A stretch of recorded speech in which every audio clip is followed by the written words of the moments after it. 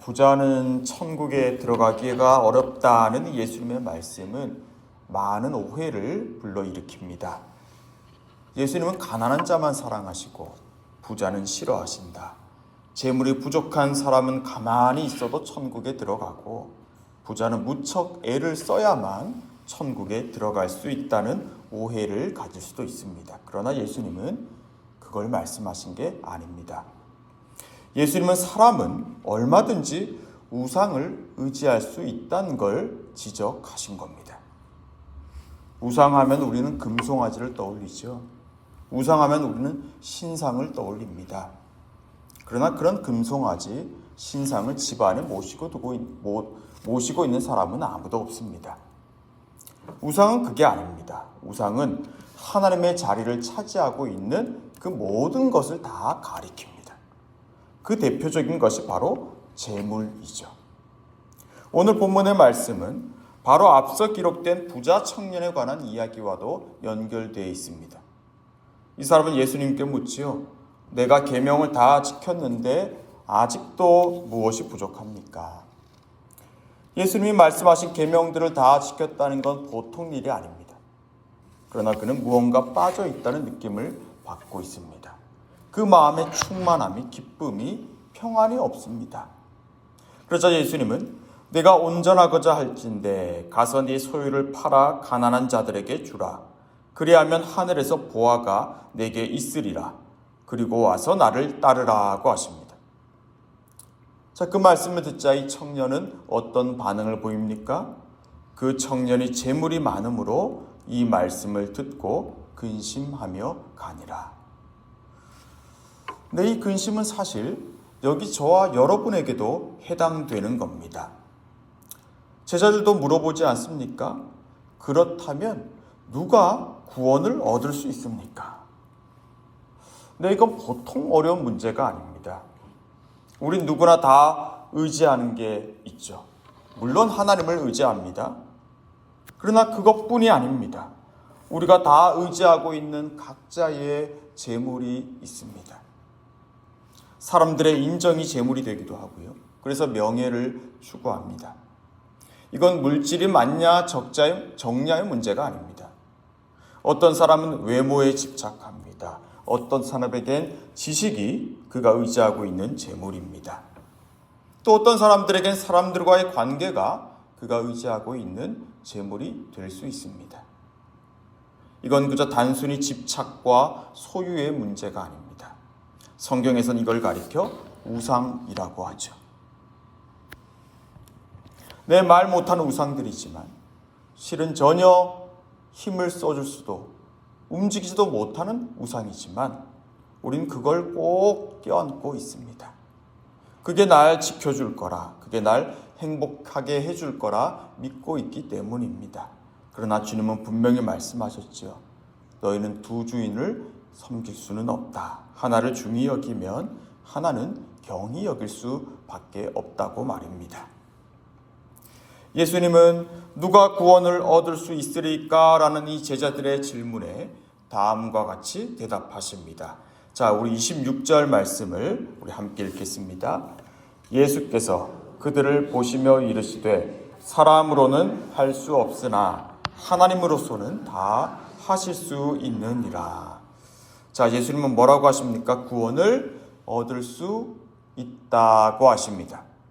그러나 그건 하나님께서 하셔야 하는 일입니다. 사람이 할 수 있는 일이 아닙니다. 부자가 자신의 재물을 의지하고 사람들이 하나님 외에 다른 우상을 의지한다는 것은 내 스스로 나를 구원할 수 있다 생각하기 때문입니다. 그러니까 그걸 놓지 못하는 거죠. 그러나 우리는 또 실패합니다. 우리는 결코 온전함에 이르지를 못합니다. 아무리 가지고 있어도 분명 나보다 더 많이 가진 사람을 우린 만날 것이고, 우리가 아무리 인정을 받아도 한순간 나를 인정해 주던 사람들은 나에게서 등을 돌릴 수 있기 때문입니다. 우리가 아무리 외모를 갖고도 세월을 결코 거스를 수는 없기 때문입니다. 우리의 모든 구원에 대한 그 신념은 끝내는 좌절되고 끝내 우리의 모든 노력들은 다 허사로 돌아갑니다. 근데 그처럼 실패하고 그래서 우울과 실망감에 절망에 사로잡힐 그런 우리들을 아시기에 하나님은 아들 예수를 이 땅에 보내신 것입니다. 여러분, 그분이 이 땅에 오신 건 여기 오늘 우리가 집착하고 우리가 스스로 끊어낼 수가 없는 그 우상들을 우리가 끊어낼 수 있도록 돕기 위해서입니다. 우상이 우상이라는 걸 보게 만드시는 것이고 우상을 보지 못하게 하는 어둠의 세력들을 결박하기 위함입니다. 죄가 없으신 분께서 시험 당하신 이유가 바로 여기에 있습니다.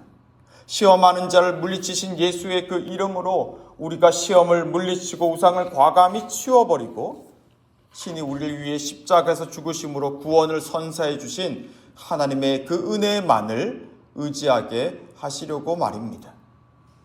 네, 이것을 믿는 사람은 구원을 얻습니다.